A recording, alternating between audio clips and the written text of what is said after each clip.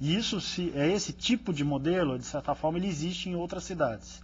Tá? Quando eu penso nisso, eu tenho que pensar que a hora que eu crio um loteamento ou uma área que será residencial, eu tenho que prever que ela também tenha uma série de serviços ou uma série... Como é que eu conjugo isso? Explica um pouquinho para a gente. A indústria imobiliária, como que ela trabalha? Na verdade, ela tem que atender o anseio do consumidor, e esse consumidor, necessariamente, ele está buscando, seja a primeira residência dele ou uma troca de residência, ele quer conciliar um empreendimento que ele conseguir conciliar um acesso fácil, um acesso a transporte, a mobilidade, um acesso a equipamentos de lazer, a segurança, que infelizmente é um quesito hoje muito importante, tá certo? E algum equipamento de conveniência de comércio. Então os loteamentos hoje, mais do que nunca, né, eles já nascem com esse projeto e com esses atributos envolvidos dentro do projeto do empreendimento que se vai se criar. Então é muito comum o loteamento nascer já disponibilizando áreas onde venham se instalar o comércio de pequena conveniência, que é a padaria, a farmácia, os itens de consumo diários necessários para a família. Áreas de lazer, então ela vai ter uma quadra poliesportiva, vai ter uma trilha, vai ter uma ciclovia dentro daquele loteamento, independentemente do padrão que se queira atender, seja o padrão mais baixo, o médio ou alto padrão, tá certo? E algum item de segurança, seja um controle de acesso, um monitoramento, uma segurança privada, ou um próprio consórcio com a administração pública instalando um posto policial ou uma guarda municipal local. Então o loteador, ele acaba, ao planejar o seu empreendimento, na verdade ele está atuando de uma forma subsidiária como um planejador da cidade. E daí qual é a função dele? É buscar um local qualificado que ele consiga, ao mesmo tempo, conciliar a oferta de um produto que atenda os anseios daquela população para a qual ele pretende vender e, ao mesmo tempo, corrigindo as deficiências eventuais que a própria administração pública não conseguiu suprir em termos de infraestrutura. O loteador, ele supre toda essa infraestrutura, saneamento, pavimentação, drenagem, áreas verdes. É uma obrigação do loteador colocar isso dentro do seu produto, né? Hoje você está falando dessa forma, já me dá a sensação, assim, enquanto empresários, né, de já ter assumido isso. É obrigação, é parte de... Isto encarece ou beneficia o empreendedor e o empresário? Isso eu tenho que usar como uma manobra ou como uma forma de negociação com o poder público? Ok, já que eu vou dar isso, aquilo, eu quero aquilo outro em troca. Como é que funciona hoje? Na verdade, a produção nossa ela é feita sobre a legislação.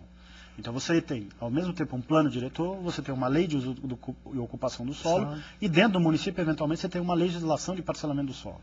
Então o município ele já diz quais são as obrigações que aquele loteador deve atender no sentido de estar produzindo o lote urbano.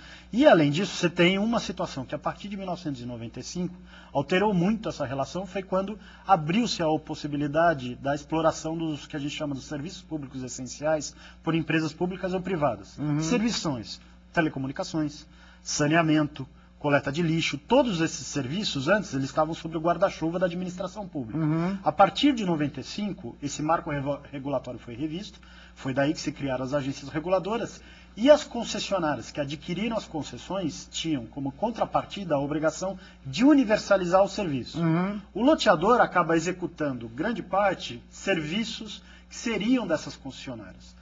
Então, isso também é uma coisa que acaba impactando no preço. Mas, via de regra, o loteador ele tem que fazer dentro do perímetro que ele está loteando toda a infraestrutura urbana. Então, saneamento, abastecimento de água, coleta e tratamento de esgoto, a abertura das vias, pavimentação dessas vias, muitas vezes, sistema de galerias de águas pluviais, eletrificação, iluminação pública e quando, às vezes, a própria concessionária de telefonia não faz, a instalação de cabeamento de telefonia.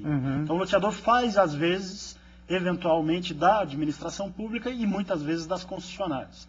E isso é uma discussão que a gente já travou com a ANEEL, já travamos com a Anatel, já travamos com a ANA, que são as agências reguladoras, no sentido de que esse investimento, que era de responsabilidade da concessionária, se isso viesse como um crédito para o consumidor final, em 1.000 kWh, em 1.000 metros cúbicos de água que ele pudesse consumir, o que fosse, você conseguiria baratear o preço do terreno, porque você diminuiria a responsabilidade de investimento por parte do empreendedor.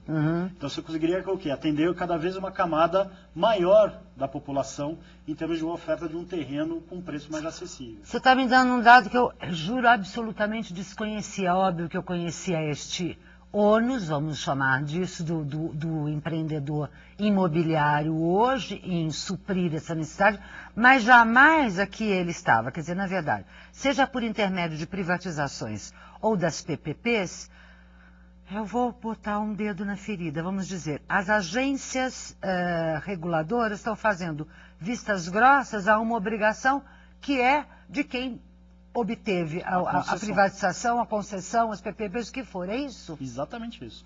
Então é isso que nós precisamos começar a mudar. Peraí, nós vamos começar a apontar. Esta a função, é isso que a economia e negócios quer nesses debates, mostrar que não adianta a gente ficar em eu quero isso, eu quero aquilo, seja a população, seja o empresário, nós precisamos dizer como fazer.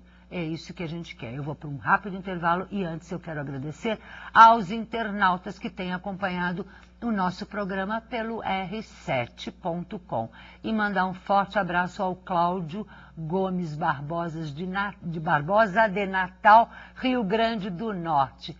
Ele que escreveu aí para o economianegócios.r7.com.br pedindo que a gente colocasse dentro da nossa pauta um programa sobre educação financeira.